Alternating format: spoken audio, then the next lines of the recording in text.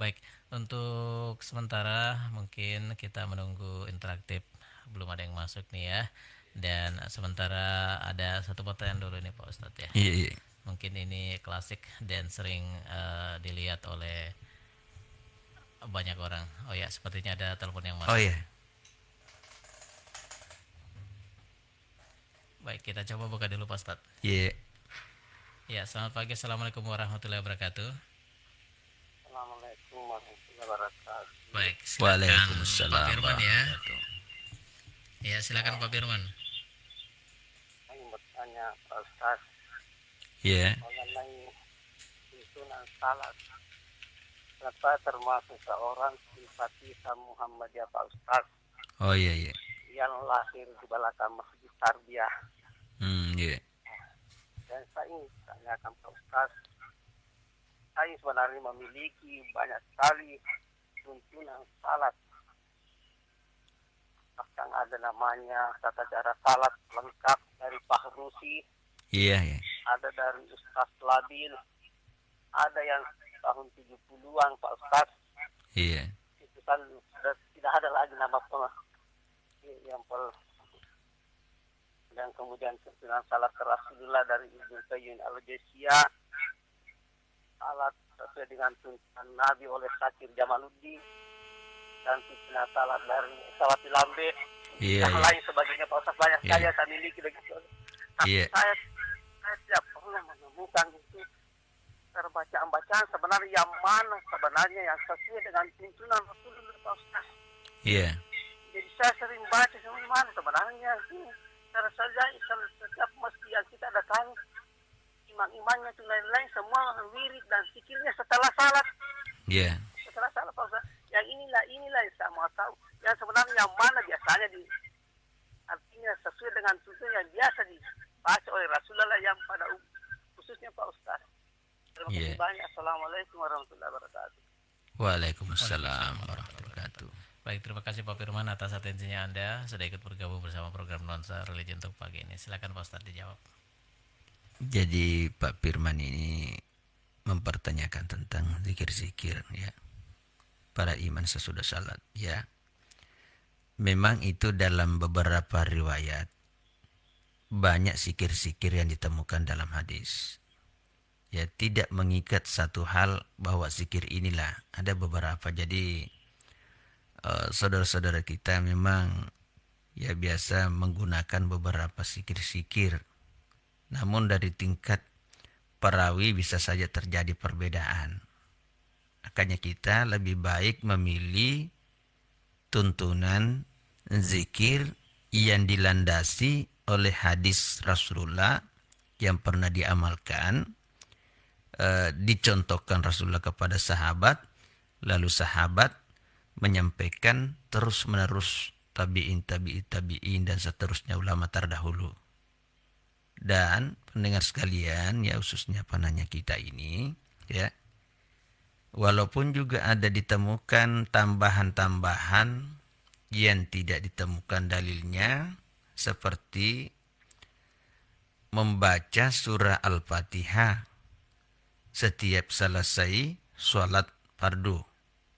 Itu belum ditemukan sampai sekarang sumbernya dari mana. Memang kedudukan Al-Fatihah itu namanya umul kitab ya, induk dari Alkitab Al-Quran ini, makanya dia berada pada bagian awal Al-Quran. Itu juga dimaknai bahwa kandungan seluruh Al-Quran secara total itu intisarinya ada pada surah Al-Fatihah ya. Nah itu, jadi kita belum dapatkan dalil khusus yang menjelaskan bahwa pembacaan surah Al-Fatihah mengiringi setiap selesai kita sholat fardu. Yang ada adalah setiap sholat itu harus kita membaca surah Al-Fatihah. Ya, setiap dalam sholat. La sholata liman lam yakra bi fatihatil kitab ya. Tidak sah sholatnya orang yang tidak membaca surah Al-Fatihah, tentunya dalam sholat. Nah, itu pun ada kondisi yang memberikan lagi keringanan kita.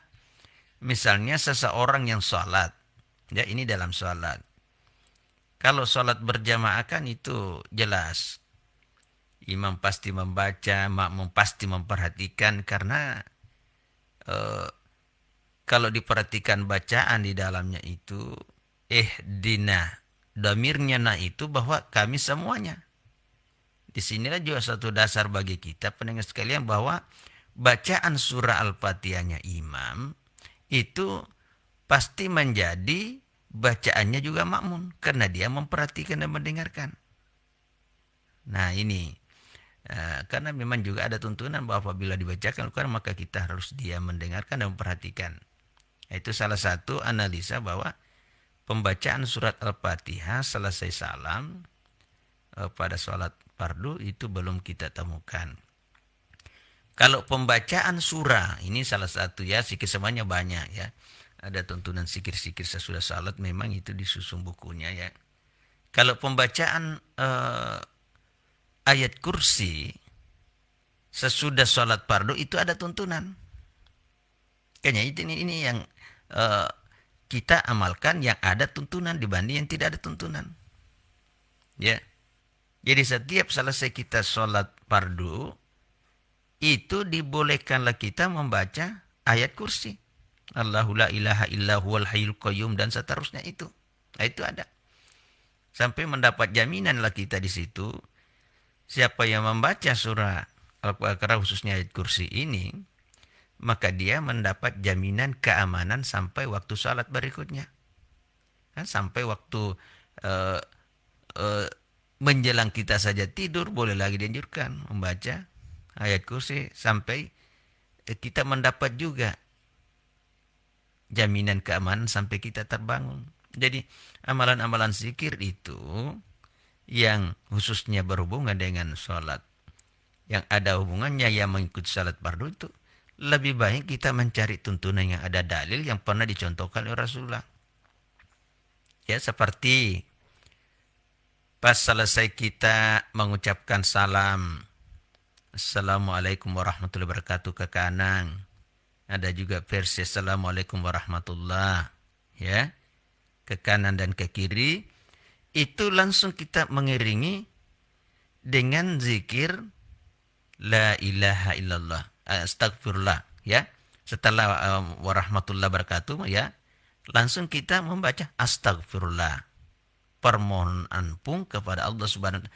Kenapa di situ waktu yang berakhirnya salat adalah waktu-waktu istimewa kita mengucapkan satu lantunan dan diijabah oleh Allah Subhanahu wa taala. Jadi kita memohon ya. Astagfirullah.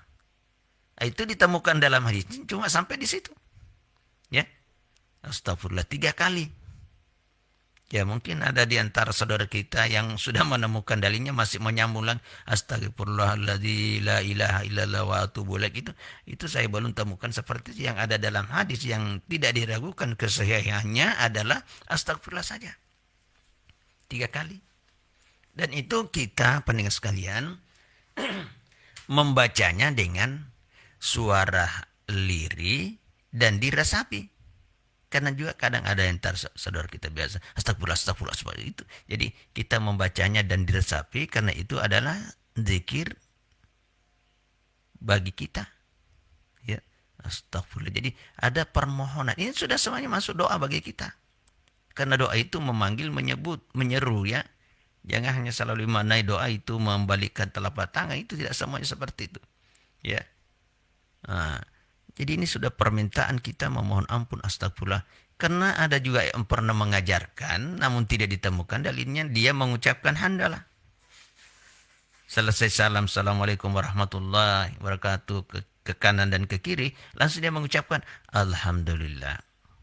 Nah ini meskipun ucapannya sangat bagus tapi belum kita temukan dalilnya. Yang ada adalah ucapan istighfar. Itu pun disebutkan 3 kali. Nah ini suatu pembelajaran bagi kita pendengar sekalian. Jumlah 3 itu sesuatu jumlah yang disenangi oleh Allah Subhanahu wa taala. Sehingga biasa digunakan. Nabi makan kurma biasa 3 biji kan. Witir 3.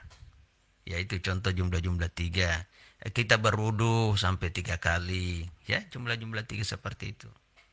Nah ada juga itu ya kita mengucapkan la ilaha illallah wahdahu la syarikalah lahul mulku wa lahul hamdu wa yumitu wa huwa ala kulli syai'in qadir, ya. Ada juga itu versinya dalam hadis seperti itu, ada juga la ilaha illallah wahdahu la syarikalah wa lahul hamdu wa yumitu wa huwa ala kulli syai'in qadir, ya. Jadi ada beberapa memang versi bacaan-bacaan lantunan zikir sesudah sholat yang bisa kita dapatkan. Namun ada juga yang kita tidak temukan dalilnya. Jadi berusahalah Pak Firman, kalau memang zikir itu ada farawi jelas bahwa hadisnya dari ini, ya, lebih baik kita mengikuti tuntunan zikir yang pernah diajarkan oleh Rasulullah. Itu lebih utama dan tidak meragukan. Ya. Begitu Pak Firman, ya. Baik, terima kasih Pak Ustaz. Gimana Pak Firman? Semoga jawaban dari Pak Ustadz ya bisa diterima dengan baik. Baik, kita masih punya sisa waktu 6 menit ke depan ini Pak Ustadz. Mungkin ada yang ingin dilanjutkan sebagai penutup, silakan Pak Ustadz. Kita memperjelas lagi tentang sholat ini.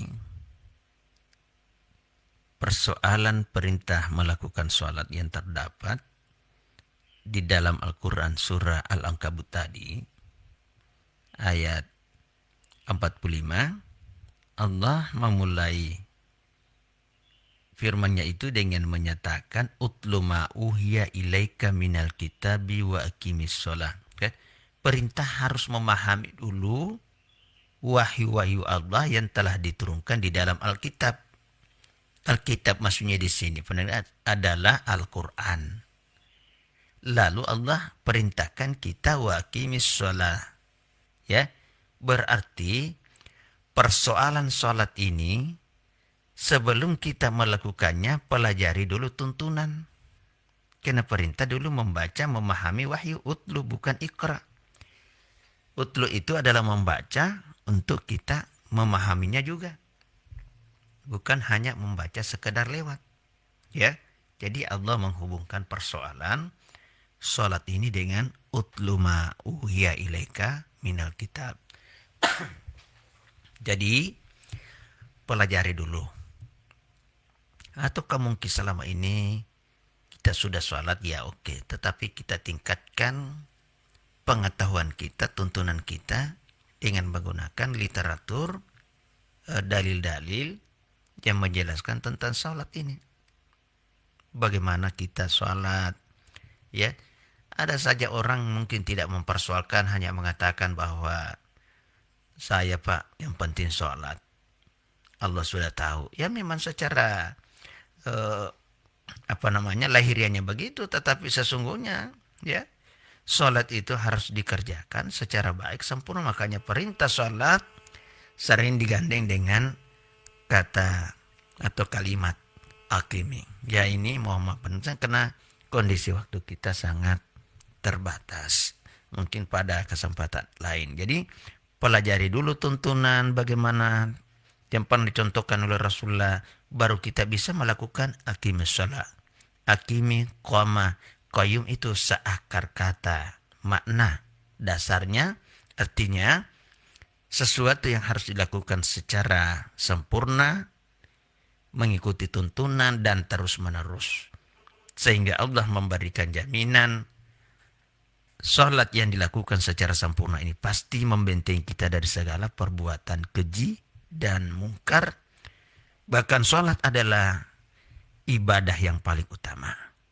Nah, pendengar sekalian, inilah uraian kita pada kesempatan ini. Semoga bermanfaat juga kepada pribadi saya. Hadanallahu yakum ajma'in. Wassalamualaikum warahmatullahi wabarakatuh. Waalaikumsalam warahmatullahi wabarakatuh. Baik pendengar radio Peduli Pare-Pare, demikian tuntas sudah pertemuan kita bersama dengan Bapak Ustadz Abdul Rahman Muhammad dengan tema yang kita bahas untuk pagi ini, keutamaan sholat 5 waktu. Semoga apa yang disampaikan beliau tentu bisa kita petik hikmahnya untuk kehidupan kita sehari-hari. Dan pendengar, kembali kita ingatkan untuk Anda tetap mendengarkan program Nuansa Religi yang kita hadirkan setiap harinya. Kita mulai dari jam 5.30 sampai di jam 6 pagi dengan tema-tema yang beragam yang hadir setiap hari. Terima kasih. Wabillahi taufiq wal hidayah. Wassalamualaikum warahmatullahi wabarakatuh.